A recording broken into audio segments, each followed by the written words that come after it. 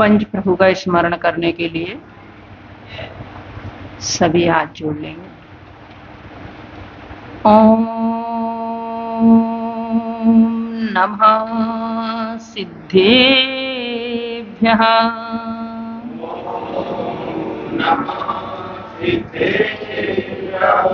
नमो अरिहन्तार्णम्।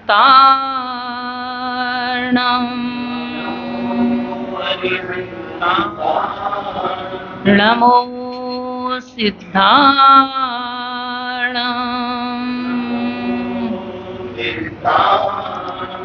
नमो आयर्याणाम्।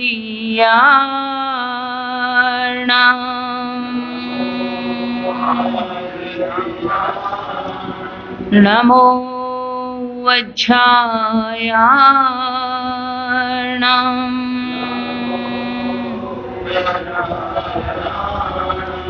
नमो लोये सव्यसाहूढम्।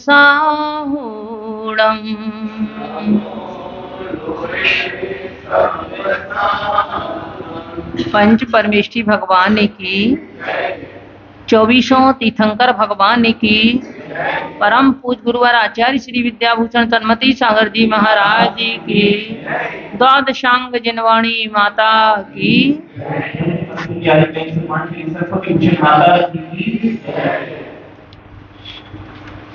धर्म स्नेही बंधु, मेरी करुण कहानी कृति के माध्यम से आप सभी अपने पूर्व इतिहास को समझ रहे हैं। अगर कोई व्यक्ति जन्म से ही बहुत गरीबी में पला हो और वह यदि धन संपन्न हो जाता है तब उसे खुशी बहुत होती है। कभी कभी परंतु वह अभिमान के शिखर पर भी चढ़ जाता है, उसे अभिमान भी बहुत हो जाता है अगर कोई नीचे से ऊपर उठता है तो। जिन लोगों ने परंपरा क्रम से अपने घर में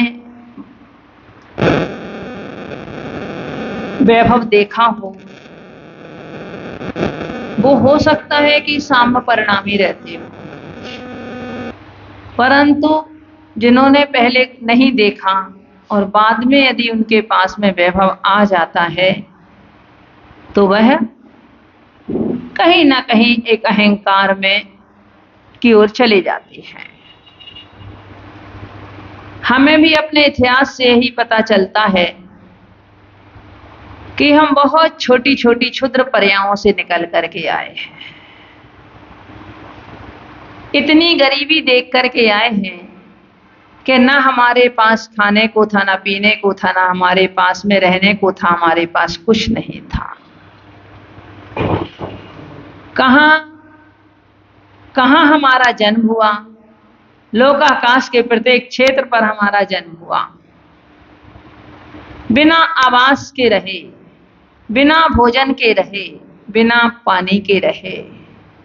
आज प्रोग्रेस करते करते पुण्य के उदय से हम इस मनुष्य पर्याय में, जिसे 84 लाख योनियों की सर्वश्रेष्ठ पर्याय कहा जाता है, उस तक पहुंच गए हैं।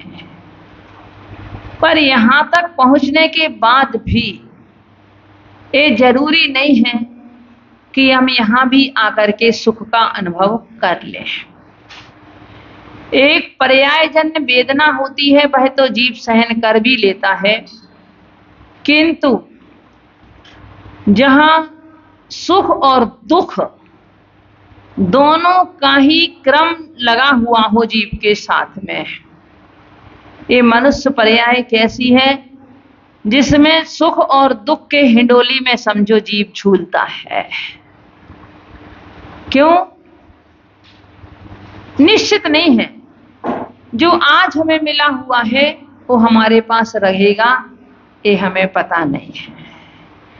कब हमारा वैभव रिक्त हो जाएगा और कब रिक्त व्यक्ति के पास में वैभव आ जाएगा, कब करोड़पति कौड़ीपति हो जाए और कब कौड़ियों में खेलने वाला करोड़पति हो जाए, कब सड़क पे चलने वाला सिंहासन पे पहुंच जाए और कब सिंहासन पर बैठने वाला सड़क पर आ जाए, ये हमारे ज्ञान का भी विषय नहीं है और कुछ हमारे उस पुण्य और पाप की लीला है मात्र, कुछ हमारा पता नहीं है।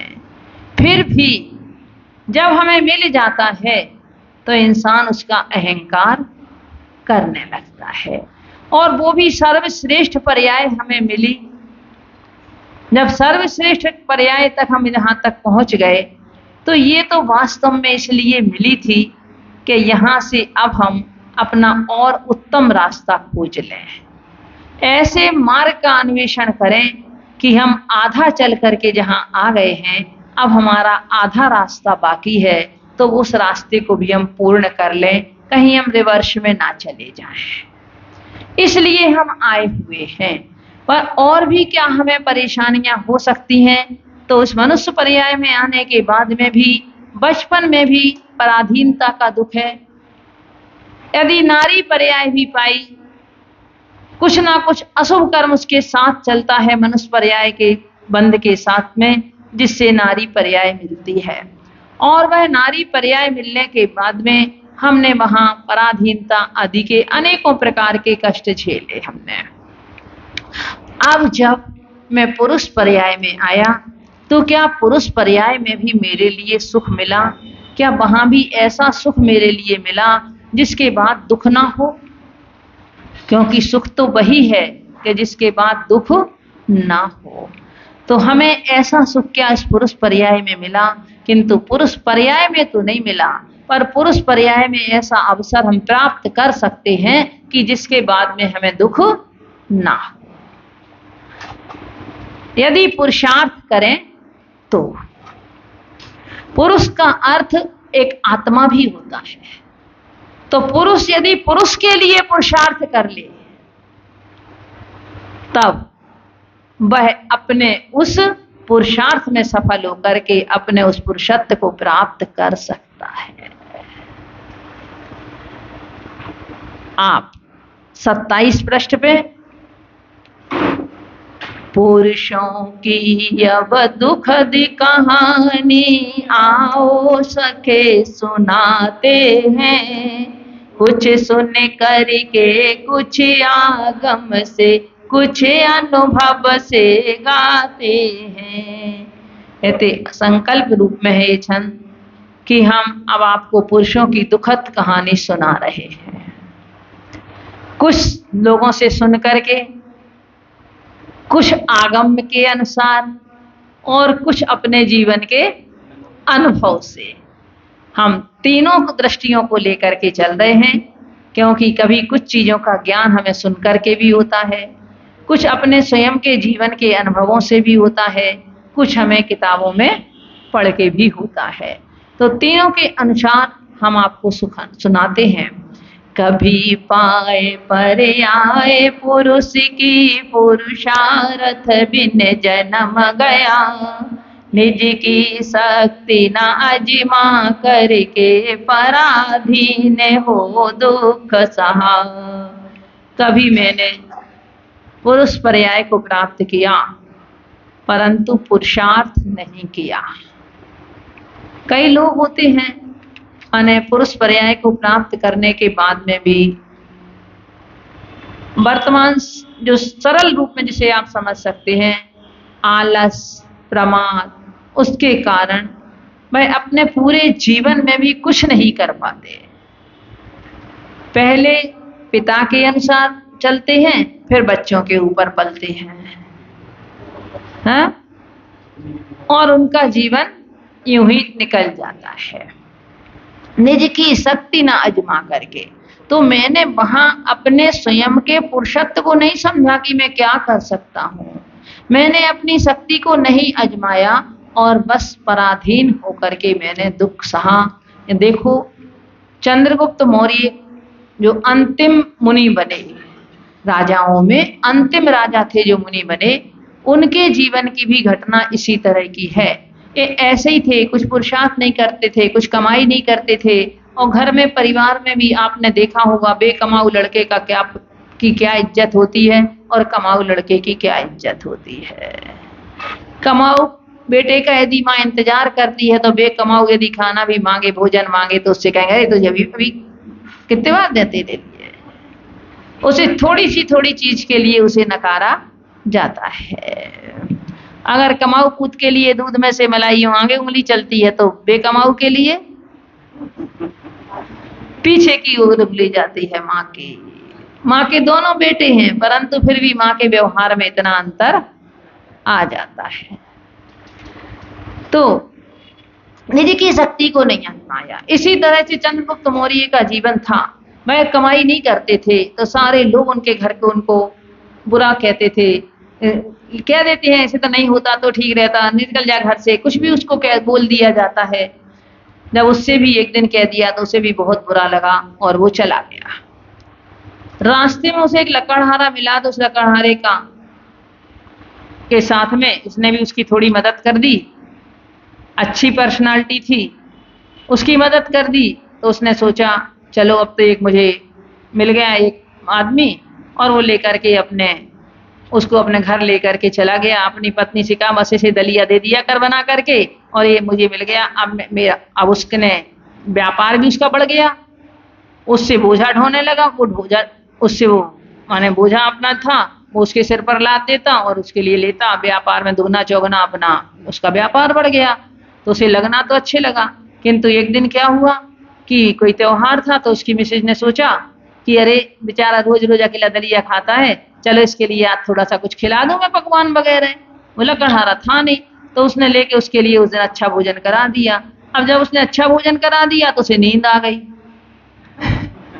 तो वो सो गया। अब सोने के बाद में वो आया जब लकड़हारा, तो वो बोला क्यों आज ये सो रहा है, और उसने उसकी पिटाई कर दी।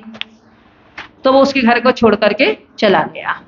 रास्ते में जंगल में जाता है तो उन्हें एक मुनिराज बैठे हुए ध्यान करते बोले अरे मेरे पास तो ये कम से कम इतने ही पैसे, इनके पास तो कुछ भी नहीं है, और फिर भी ये बैठे हुए हैं जंगल में, चलो मैं तो इनके पास बैठता हूँ। और इनके पास में लोग भी खड़े हुए हैं, क्या है, लोग इन्हें वो कर रहे हैं। तो वो सोचता है कि अरे इनके पास कुछ भी नहीं है, इनके शरीर पे तो देखो तो ये तो नग्न अवस्था में है, कुछ इनके पास नहीं है, फिर भी लोग इनके प्रति इनके चरणों में झुक रहे हैं, क्या बात है आखिर। तो उसने चलो चलो मैं भी अभी नहीं। मुनिराज आहार के लिए गए, वो भी पीछे पीछे चला गया। तो लोगों ने समझा ये महाराज के साथ में होंगे, उनके लिए अच्छा भोजन करा दिया। अब जब उसने सोचा कि अरे जब एक इनके साथ में जिनके पास कुछ नहीं है और मेरे लिए इतना अच्छा भोजन मिल सकता है, तो चलो मैं तो अब इन्हीं के साथ रहूंगा, कुछ काम भी नहीं करना पड़ेगा और इनके साथ रहूंगा मैं अपना। अब महाराज का क्या था कि महाराज 3 दिन उपवास करते थे, 1 दिन आहार करते थे। अब आके क्या बोला, मुनिराज से आहार करके आया, बोले महाराज आप मुझे अपने जैसा बना लो, मुझे आप दीक्षा दे दो। क्योंकि उसने सोचा भाई इनके पास कुछ भी नहीं है, फिर भी लोगों ने पड़गाहन को खड़े हैं, भोजन के लिए खड़े हैं, बड़े बड़े लोग समाज के, तो उसने कहा मुझे भी अपने जैसा बना लो। तो मुनिराज ने देखा कि भव्य है और उसे दीक्षा दे दी। अब दीक्षा लेके वो भी ध्यान में बैठ गए, और ध्यान में बैठ गए तो अब सोचा, मुनिराज को देखा कि मुनिराज तो उठे नहीं वो ध्यान से, तो इसने सोचा चलो मैं भी आज का उपवास कर लेता हूँ। दूसरे दिन देखा कि बहुत सारे लोग पड़गाहन को खड़े हैं, तो सोचता है कि अरे राजा को आना चाहिए कम से कम पड़गाहन करने के लिए, तब मैं उठूंगा आहार के लिए। तो दूसरे दिन भी लोगों से कह दिया मेरा उपवास है, नहीं आया राजा। तीसरे दिन भी कह दिया, तीसरे दिन का तो राजा ने सोचा, अरे तो सबने सोचा लोगों ने कि तो बड़े तपस्वी हैं, और यहीं में जाकर के इनकी किसी ना किसी उससे इनकी मृत्यु हो जाती है, इनका समय पूरा हो जाता है, आयु पूरी हो जाती है, तो ये स्वर्ग जाते हैं, मतलब वहां से तपस्या करके, और बाद में आकर के फिर पुनः ये चंद्रगुप्त राजा बनते हैं। तो इनका भी पूर्व जन्म मतलब ऐसा था कि बिल्कुल गरीबी से उठे हुए थे, किंतु फिर भी उसके बाद में भी कब, जब पुरुषार्थ किया, अपना स्वयं का पुरुषार्थ किया, आत्म पुरुषार्थ किया, सिर्फ अकेला एक अर्थ पुरुषार्थ नहीं किया, किंतु धर्म पुरुषार्थ किया। पुरुषार्थ 4 होते हैं, धर्म, अर्थ, काम और मोक्ष। अगर धर्म पुरुषार्थ की नींव पर अर्थ और काम पुरुषार्थ टिके रहते हैं तो मोक्ष पुरुषार्थ की सिद्धि हो सकती है। और यदि धर्म पुरुषार्थ उसकी नींव में नहीं है, मात्र अर्थ और काम पुरुषार्थ है, अर्थात धन कमाना और विषय भोग भोगना, यही अगर मान लो व्यक्ति करता रहता है तो वो कभी भी मोक्ष पुरुषार्थ की भी सिद्धि नहीं कर पाता है। तो कह रहा है पुरुषार्थ के बिन मेरा जीवन व्यर्थ गया। मैंने अपनी शक्ति को समझा ही नहीं, अपनी शक्ति को नहीं समझा और मैं पराधीनता के दुख सहन करता रहा। मात पिता गुरुजन समझाया, ज्ञानार्जन नहीं किया कभी। मिला समागम विद्वज्जन का, खेद हुआ गहरा तब ही। पहले बच्चे पढ़ते नहीं थे, पहले बच्चे पढ़ते नहीं थे। अब तो आज तो शिक्षा का बहुत ज्यादा मतलब चल रहा है, प्रचार प्रसार, तो लोग शिक्षा के लिए बहुत लालायत रहते हैं, बच्चे बच्चे भी लालायत रहते हैं। किंतु पहले नहीं, तो उनके लिए माता पिता भी समझाते थे, गुरु भी समझाते थे, परंतु वो कहीं ना कहीं से भाग आते थे, पढ़ाई करते नहीं थे। तो मैंने, माता पिता ने समझाया, गुरुओं ने समझाया, सबने समझाया, परंतु मैंने ज्ञान का अर्जन नहीं किया। कुछ कुछ बच्चे तो क्या कहते थे, बोले तुम मुझे पढ़ाओगे, फिर मुझसे नौकरी करवाओगे, फिर मुझसे पैसा कमाओगे तुम अपने लिए, इसलिए मुझे नहीं करना पढ़ना। पहले कुछ बच्चों की ऐसी सोच रहती थी। तो मैंने ज्ञानार्जन नहीं किया, किंतु जब मेरे लिए विद्वानों का समागम मिला, जब मैं विद्वानों के बीच में आया और उस समय मेरी जब मतलब अपनी प्रेस्टीज थोड़ी सी डाउन हुई, उस समय मुझे लगा कि मैं अज्ञानी हूँ, मैं किसी बात का उत्तर नहीं दे पाया, कुछ नहीं कर पाया। तब मेरे लिए लगा, तो मुझे बहुत खेद हुआ। कालिदास के लिए कब खेद हुआ था? पहले तो विद्वानों ने विद्योत्मा का विवाह करा दिया, उसके लिए मौन रख करके तुझे मौन रहना है, तेरी विवाह करा दूंगा राजकुमारी से, विद्वानों ने कहा। जब कोई विद्वान विद्योत्मा से जीत नहीं पाया तो विद्वानों के मन में कसाय जागृत हो गई। उन्होंने कहा ऐसे मूर्ख से इसकी शादी कराऊंगा कि इसे देखते हैं। तो वो गए जंगल में, देखते हैं कि जो जिस डाल पर बैठा है उसी डाल को काट रहा है। उन्होंने कहा इससे ज्यादा मूर्ख कौन मिलेगा कि जिस डाल पे बैठा है उसी डाल को काट रहा है। कोई बात नहीं, उसको ले आए, उससे कह दिया तुम्हारे लिए बिल्कुल मौन रहना है, तुम्हारा विवाह मैं राजकुमारी से करा दूंगा। तो चाहे पढ़े लिखे हो चाहे अनपढ़ हो, विवाह के लिए तो तैयार सब रहते हैं। तो वो भी तैयार हो गया विवाह के लिए, तो वो मौन रह गया। अब वो जब उसने प्रश्न पूछा विद्योत्मा ने, तो उसने एक उंगली उठाई, तो उसने सोचा ये मेरी एक आंख फोड़ना चाहती है, तो ने दो उंगली उठा दी कि मैंने तो ये फोड़ दूंगा। उत्तर नहीं बोलना तो था नहीं। तो विद्वानों ने उसका समर्थन कर दिया, बोले जीत गए जीत गए। बोले कैसे? बोले आप कहती हैं कि ईश्वर एक है, तो उन्होंने कहा नहीं, ईश्वर और वो पृथ्वी और वो दो हैं, जीव और अजीब दो हैं। उन्होंने कहा वो हमारे जो विद्वान है वो कह रहे हैं कि दो हैं, एक नहीं है सत्ता, दो हैं।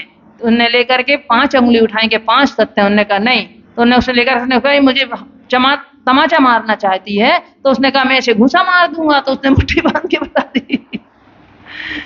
तो जब विद्वानों ने क्या कहा, बोले नहीं, उन्होंने कहा आप कह रही हैं कि 5 तत्व 5 हैं। उन्होंने कहा ये तब 5 तत्व एक से एक नहीं होंगे तब तक सृष्टि का निर्माण नहीं होगा। हमारे विद्वान ये कह रहे हैं। और कालिदास को जिता दिया विद्वानों ने और उनके साथ विवाह करा दिया। किंतु जब एक दिन कालिदास एक ऊंट को देख करके उष्ट उष्ट उष्ट कहने लगे, पहले तो इन्हें कुछ दिन मौन रखा होगा, जब उष्ट उष्ट होने लगे तब विद्योत्मा ने सोचा कि मेरा ये पति बिल्कुल मूर्ख है, और उसने उसके लिए कुछ उल्टा सीधा कहा। फिर उनको लिए ठेस लगी उस समय, और वो गए और कहते हैं जैसे उनके अनुसार कि उन्होंने काली की उपासना की, और उपासना करने के बाद में फिर उनके लिए इतना ज्ञान हुआ कि उन्होंने संस्कृत आदि के भी ग्रंथों का लेखन किया। बहुत बड़े विद्वान माने गए कालिदास अपने आप में, तो उन्होंने अनेकों ग्रंथों का लेखन फिर किया। तो ये है, जब तक मैं अंदर से समझ में नहीं आया, जब विद्वानों का समागम मिला तभी लेकर के मन में खेद होता है।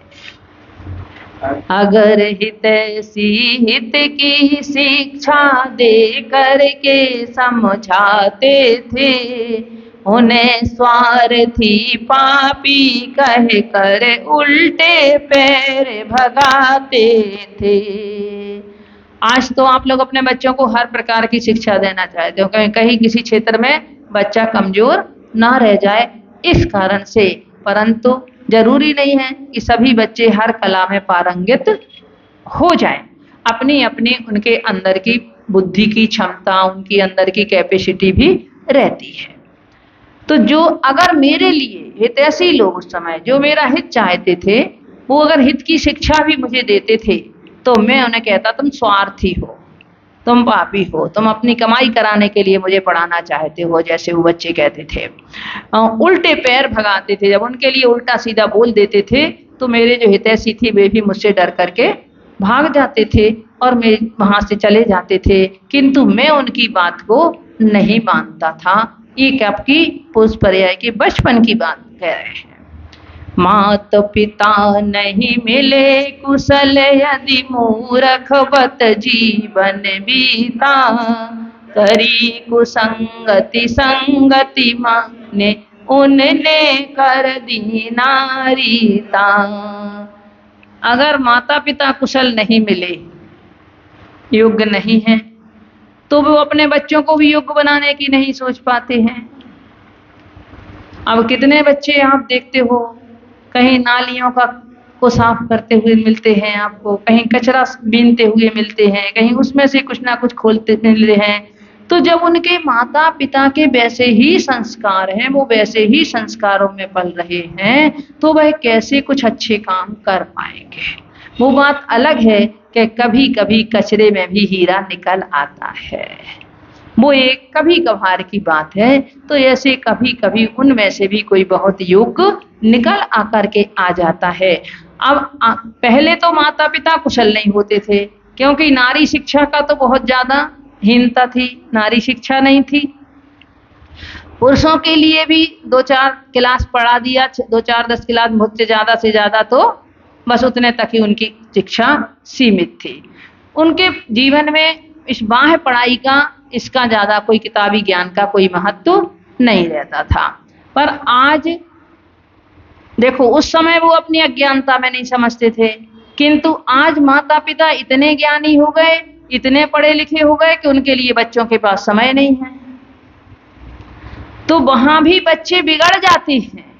वहां माता पिता अज्ञानता के कारण उन्हें नहीं संभाल पाते थे, और आज यदि माता पिता उन पर ध्यान नहीं देते हैं तो आज भी बच्चे फिर खोटी संगति में चले जाते हैं, वो पड़ जाते हैं। और उनने कर और ऐसी खोटी संगति मिल गई, अगर ऐसे मित्र उनके हमारे लिए मिल गए, उनने कर दी ना रीता, उनने मुझे और बिल्कुल खाली कर दिया। अर्थात जेब भी कम से कम गर्म रहती थी, जेब में भी पैसा रहता था, तो फिर तो उनने वो भी खाली कर दी। और ऐसे बहुत कुछ कारण, बहुत कुछ ऐसी घटनाएं घटती हैं। जब हम लोग रेवाड़ी में थे तो पता चला कि एक बच्चे के इतने इतने हाथ और इतने पैर उसके काट दिए। घर से ले गए, रिक्शे में बिठा करके ले गए, बड़े प्रेम से मित्र थे क्योंकि, और स्टेशन के आउट ऑफिस में जा करके और वहां जा करके उसके दोनों हाथ और दोनों पैर काट करके उसको छोड़ दिया। वो खिसकता खिसकता कैसे वो बच्चा मतलब आया, थोड़ी जहाँ लोग बाग होंगे वहां तक आया। फिर बाद में मालूम चला क्या हुआ, अब तो नहीं मालूम। ये 2000 की बात है। उस समय एक बच्चे के हाथ में अंगूठी थी, उसकी बहन का रिश्ता हुआ तो वो अंगूठी पहने हुए था हीरे की। दूसरे फंक्शन था उसी दिन किसी का, वो दूसरे फंक्शन में चला गया अपने बहन की घर का फंक्शन करके। दोस्तों ने लेकर के उसे पता नहीं क्या खिला दिया, लड़का खत्म हो गया। कहीं पीने की आदत, खाने की आदत, ये कहाँ से पड़ती है।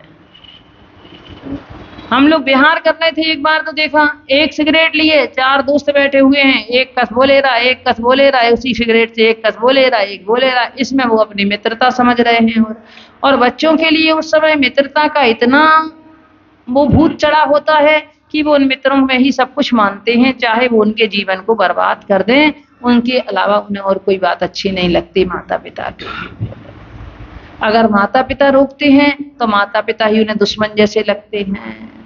पहले शुरू शुरू में व्यसन भी छिपा के किए जाते हैं और बाद में वही बच्चे सामने करने लगते हैं। पर आज तो ऐसे भी माता पिता हैं जो कहते हैं, बगल में बैठ के बच्चे को शराब पिलाते हैं, कम से कम अलग पिएगा तो पता नहीं कितनी पिएगा, तो मेरे सामने पिएगा तो मर्यादा में तो पिएगा। ऐसे भी माता पिता हैं, अपने बच्चों का जीवन जो स्वयं बर्बाद करते हैं।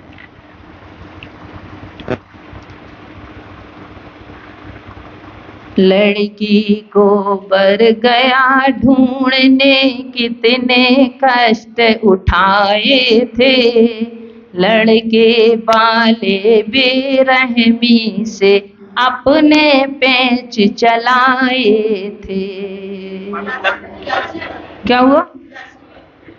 अच्छा, सॉरी।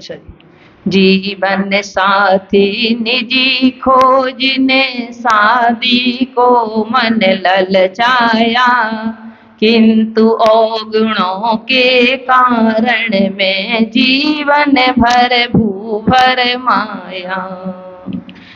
अपने जीवन साथी को खोजने के लिए भी मेरा मन ललचाया, किंतु मुझ में जब पहले बच्चे पढ़ाई नहीं करते थे, कुछ नहीं करते थे, तो कहते मेरे में कुछ अवगुण आ गए। आज भी आप भी अगर मान लो चाहोगे अपनी बेटी का यदि रिश्ता करना, तो आप क्या चाहोगे कि कैसा ना हो, कि कोई व्यसनी हो, कोई खाता पीता हो, यही सबसे पहले देखा जाएगा। और यदि कहीं उसमें व्यसन है, किसी तरह की कोई गलत आदत है, तो आप वहाँ रिश्ता बिल्कुल भी नहीं करोगे।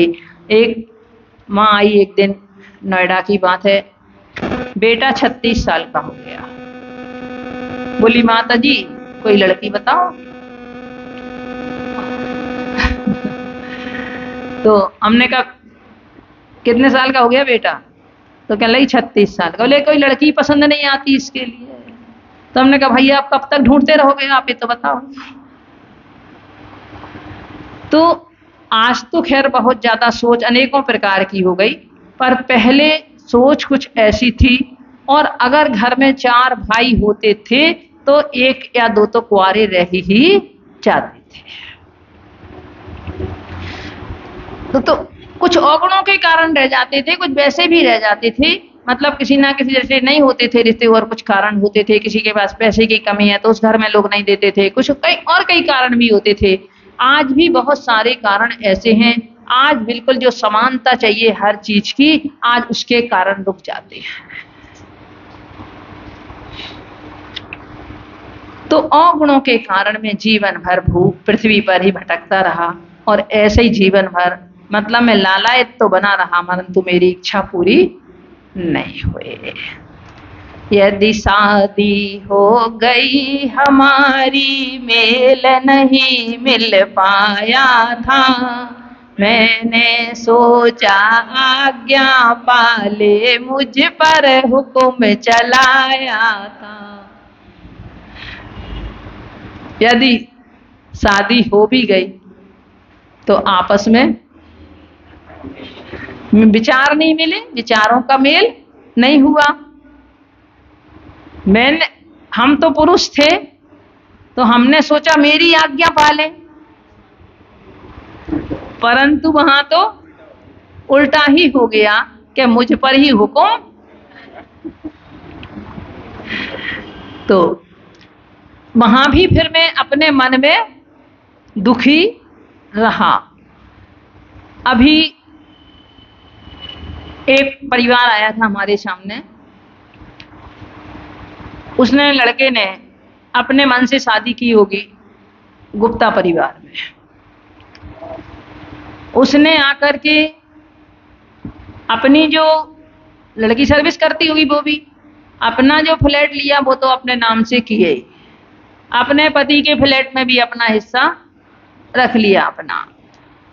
जब पति देव उनके वहां गए, ससुराल गए, तो वहीं से आए, पता नहीं क्या बीमार हो गया, क्या हो गया, तो उसके लिए भोजन करना बिल्कुल बंद हो गया। उसके लिए मतलब बोली, इसने उसकी माँ बोली कि इसने 4 महीने से में हम कहते 2 रोटी नहीं खाई होगी, 2 फुलके नहीं खाए। उसे बोले एक आध बिस्कुट, आधा बिस्कुट, इतना दूध भी लिएगा तो बोला इतना सा लेगा, इसके लिए कुछ खाने, और दुबला पतला भी हो गया लड़का।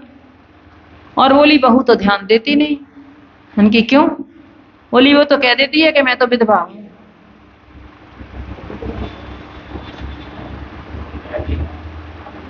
पति के सामने उसके मुंह पे बोले कह देती है कि मैं तो विधवा हूं। एक बोले माता जी मेरी बहू है बेचारी, माने अपने घर पर रहती होंगी तो कभी बेटे बहू के पास भी आ जाती होंगी। बोली बहुत बुरा हाल है माता जी, 12 बजे से 5 बजे तक सोना है, उसमें अगर बीच में उसके बच्चे ने भी 7 साल का पोता है, उसने भी यदि जगा दिया तो समझो उसकी सामत आ गए हैं। उसकी पिटाई और उसको उल्टा सीधा बोलना करना वो करना। बोले कोई उतने बीच में 12 से 5 तक कोई बोल नहीं सकता, 12 से 5 तक बिल्कुल सोना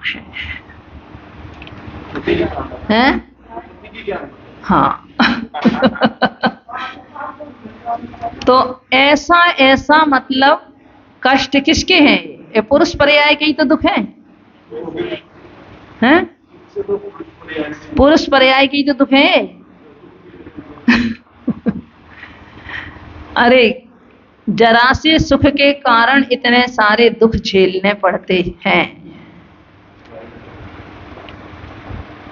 थोड़ा सा यदि अपने ऊपर कंट्रोल हो जाए तो कोई दुख भी ना झेलना पड़े। कोई ना कोई हमारे मन में किसी संबंधी पराधीनता है, उसके कारण ही आदमी ये सब सहन करता रहता है। समय हो गया है तो मैंने सोचा कि वह मेरी आज्ञा पालेगी, परंतु उल्टा मुझ पर ही हुक्म चलाया गया।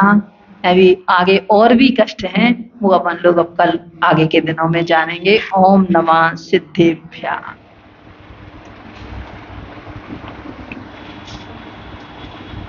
आज शाम को